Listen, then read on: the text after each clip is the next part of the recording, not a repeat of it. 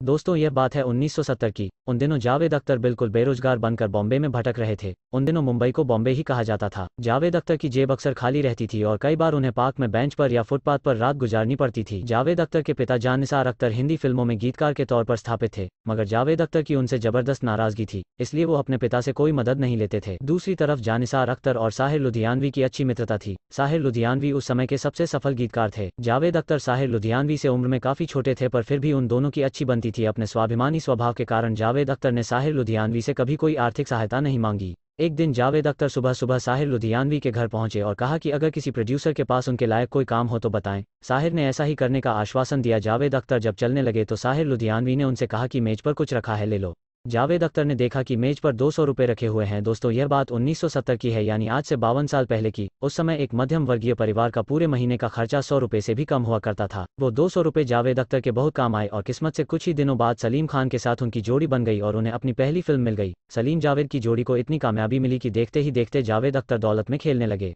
जब कभी जावेद और साहिर की मुलाकात होती तो जावेद अख्तर मजाक में कहते कि वो उनके रुपए कभी नहीं लौटाएंगे। तब साहिर भी मजाक में कह देते कि उन्हें अपने रुपए वसूलना अच्छी तरीके से आता है। 25 अक्टूबर 1980 को अचानक ही हार्ट अटैक से साहिर लुधियानवी की मृत्यु हो गई। खबर मिलते ही जावेद अख्तर कब्रिस्तान पहुंचे, जहां साहिर को दफनाने की तैयारियां चल रही थीं। तभी एक आदमी उनके पास आया और बोला कि वह जल्दबाजी में अपना पर्स लाना भूल गया है और उसे कब्र खोदने वालों को उनके पैसे देने हैं।